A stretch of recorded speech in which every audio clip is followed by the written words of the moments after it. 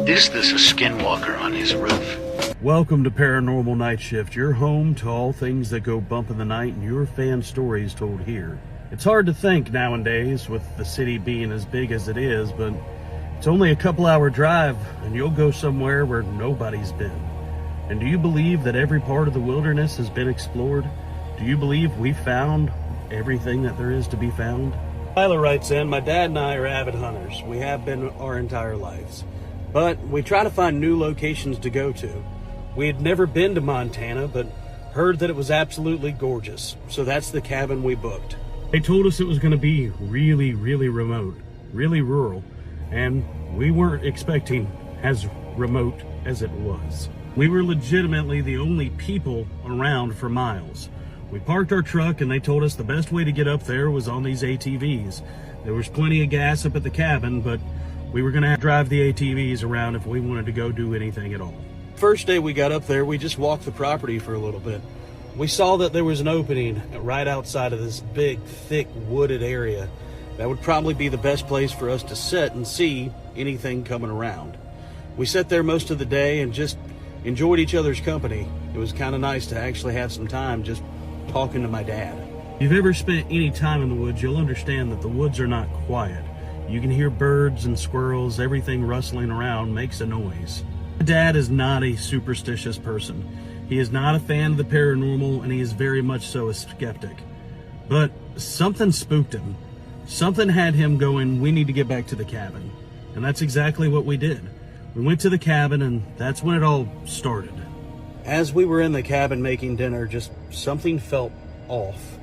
The air, the atmosphere, everything felt like dark and scary, and it didn't feel right. We were, of course, heavily armed because we were hunting, but it didn't feel like that was going to do us any good. We started hearing these bumps and scratches. We started hearing rustling from the woods around us, things howling, like communicating with each other. It felt like a pack of coyotes or something was watching us. We felt like we were no longer the ones doing the hunting. The bumping and the scratching and the knocking got louder and louder. It sounded like something was trying to find its way in. The cabin was one big open room, and when we'd hear something coming from the ceiling, the next thing you know, it'd be coming from the front door, or the back door, or underneath us. Wall to wall, it just felt like something was scratching, trying to get in. It was deafening loud, and it surrounded us all night. Two grown men sitting in the middle of a room, one faced one way, one faced another, just sitting there listening to this whatever start coming after us. It stayed that way till morning. My father and I just sitting back to back, trying not to talk about being scared, but that's exactly what we were. We were scared. We didn't know what was coming after us. We didn't know anything. We hadn't seen anything. We definitely heard it. Sunrise came quick, and we decided it was probably best for us to find our way back down to the car. When we stepped outside into the sunlight, the house was like something I'd never seen before.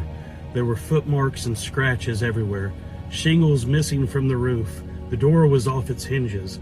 Something had spent all night trying to get in. We decided it was time for us to blue skidoo out of there.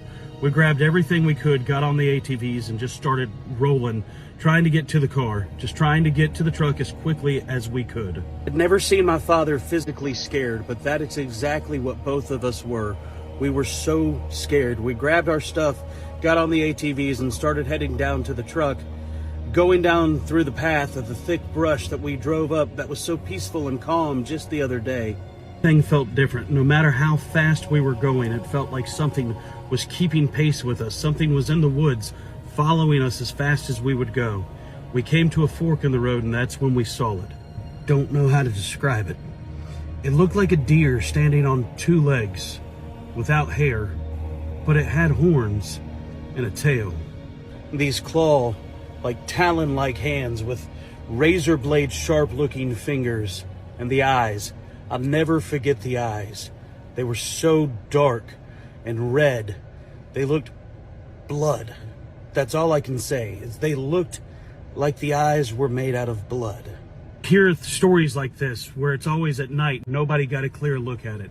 No, this was daylight. It was as bright as it could be, and it was looking directly at us, 20, maybe 30 feet in front of us, just looking at us. Father and I both unloaded on the creature, but it just stood there. It took everything that we had and just looked at us, laughing. And that's when we heard it speak. After just taking every round that we could throw at it, it spoke and it said, "That won't work here." My dad was almost hypnotized by those eyes.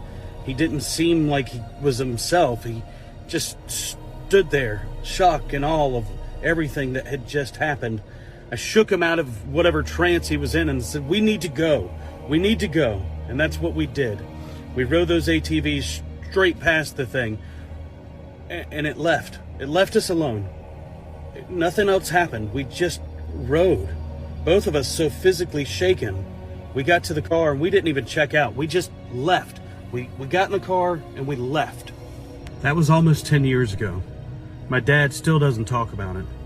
I wanted to know what it was. I tried to do some research and find out about the land, find out about the creature. What was it? I had never seen anything like it before.